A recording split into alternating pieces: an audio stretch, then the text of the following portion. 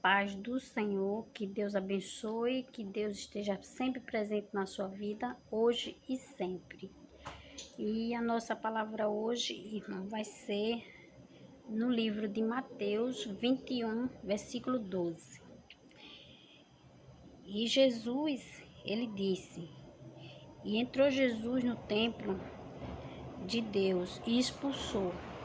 Porque Jesus, quando ele chegou dentro da igreja, no templo de Deus, a Bíblia fala que tinha muita gente ali, vendendo coisas na frente, na porta da igreja, vendendo pombos, vendendo várias coisas. E Jesus, ele se irou com aquilo. E ele pegou um chicote e ele começou a dar nas pessoas. E ele foi lá e virou aquelas mesas, derrubou.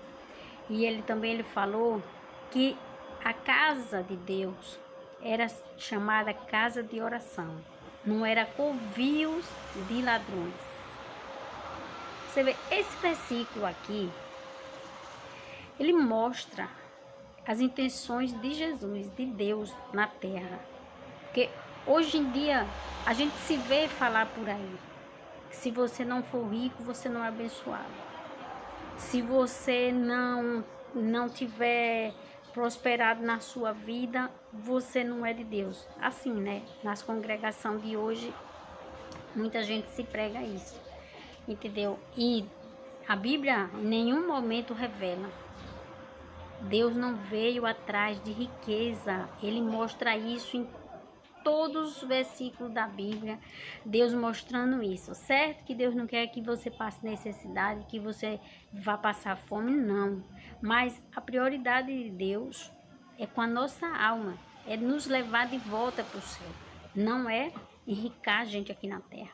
Até porque tem um outro versículo lá atrás que ele fala que é muito difícil um rico entrar no céu. Que eles estão focados tanto na sua riqueza que eles vão rejeitar o céu, entendeu? Então, o foco de Deus não é o dinheiro. E ele achou ruim aquilo ali, aquele ato ali na igreja. Ele disse, aqui é casa de oração, não covil de cobras, de ladrões. Então, não se preocupe se você não tiver rico, porque você não é do mal. Não é porque Deus está lhe castigando, não. Às vezes faltou um pouco de sorte, ou então você invista mais, trabalhe mais, entendeu? E você vai conseguir prosperar. Mas não se incomode, porque tudo não é o dinheiro. Deus lhe ama mesmo que você não esteja rico, tá entendendo? Aqui tá dizendo isso. Isso é... Então, versículo 13, ele disse, está escrito, a minha casa será chamada casa de oração, e não covios de ladrões.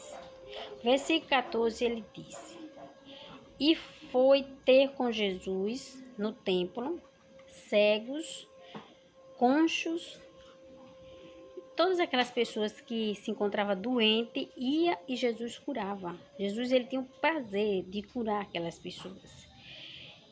E ele disse,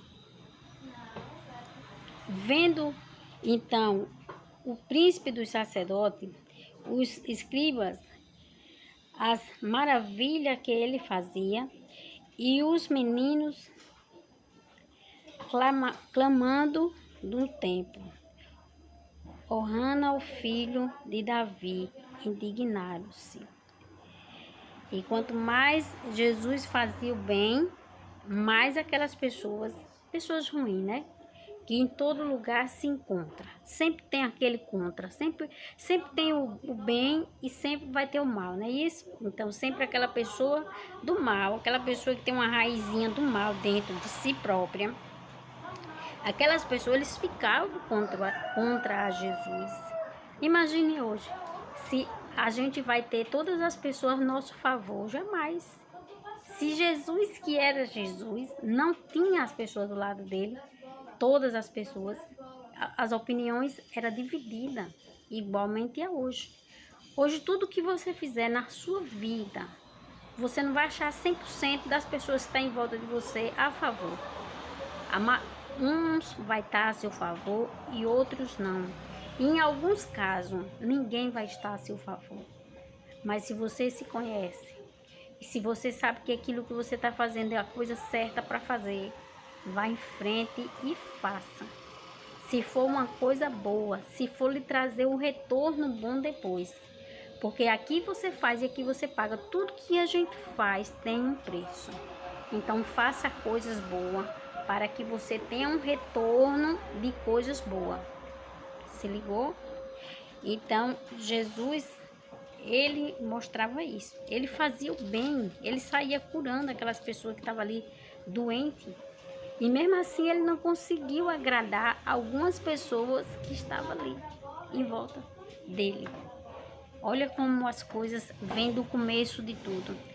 Muita gente fala assim, o mundo hoje está tão difícil.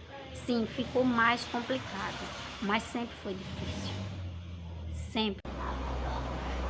Então, no 16, Jesus disse, você não leu o que estava escrito? Porque aqueles homens continuam criticando ele, né? Você não leu o que está escrito? As criancinhas, neles se tira o melhor louvor. Por que esse versículo fala isso? O que é que ele quer dizer, né? Porque são inocentes, são pessoas de coração puro, que tem pureza dentro da alma deles. Porque isso para Deus é muito importante. É muito importante a pessoa ser puro. Parar com tanto julgamento, de estar ofendendo os outros, de estar olhando para os outros. Faça a sua parte. Você tem que parar e pensar assim, pensar em você e Deus. Você parar assim e dizer assim, olha, minha vida é eu e Deus. Eu vou dar conta de tudo que eu fizer na minha vida a Deus. Você não vai dar conta a ninguém. Ninguém tem nada a ver com a sua vida. Ninguém. É você e Deus. Então, dê o seu melhor em tudo que você fizer. Faça o seu melhor. Porque foi Deus que ensinou isso, foi Deus que disse isso. E as crianças, elas são limpas de coração. Porque não tem, dentro delas não tem um mal. Elas não maquinam contra outras pessoas. Elas não planejam, elas não projetam o mal contra ninguém. Essa é a diferença do homem adulto e da criança. Porque a criança, ela não projeta. Ela não pega ali, ela faz o plano de derrubar a outra pessoa. São inocentes. São pessoas inocentes. E o tempo, elas vão crescer e elas vão perdendo isso. Vai começar a fazer mal, entendeu? E vai perdendo aquela inocência que agrada tanto a Deus. Então, tente cultivar dentro de vocês a inocência, o lado bom, as coisas meigas, as coisas boas que vêm de Deus. E isso vai agradar muito a Deus. E sua sorte, pode acreditar, vai mudar. Às vezes, mais do que uma oração, é uma atitude.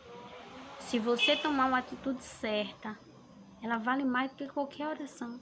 Porque o que é uma oração? Você senta e você conversa com Deus. E você vai pedir a Ele o que você necessita. Mas aí é que tá. Deus vai avaliar se você realmente necessita do que você está pedindo. Deus, ele vai ver se realmente você merece aquilo que você está pedindo.